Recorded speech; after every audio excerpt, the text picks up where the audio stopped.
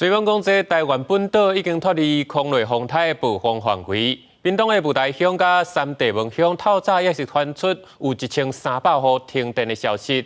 潮州的大雨嘛继续在落，有农园甲田地也在淹水。 这届空热风台过境，屏东满洲的分水岭部落有105位民众以风绳撤离到垦丁的度假村安置2天。初一透早有真侪人行李款好势，准备早顿食了，特别转厝。初一这天，屏东干那雾台乡甲春日乡的树文村停班停课。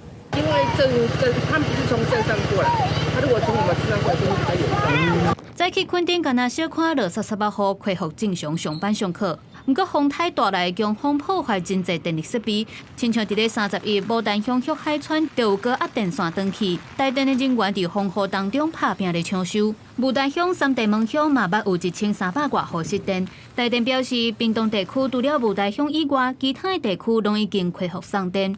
屏东各乡镇的民众嘛趁好天，赶紧来巡视家园的状况。 伫咧潮州镇日大槟榔园，顶间山道伫风台经过时阵，已经扫歹真侪槟榔树，也未找到工人，甲物件拢清走。即间风台又搁甲扫甲当到塞歪。哦，电桩咻咻叫，即届较无遐迄个山土较严重。 这位三分地槟榔园，你会当看到有真侪所在拢咧积水。主人甲阮讲，其实是为顶一届山土积水到即马，因为陆陆续续拢有雨水，园地的水是透袂出去。风台小连续扫过带来真大的风雨，农民讲土壤含水量伤悬，都要等日头晒3天至5天才会当来改善积水的状况。即马空热风台离开，民众嘛无用咧整理家园。记者王刘婷、陈显坤 SNG 小组伫屏东的报道。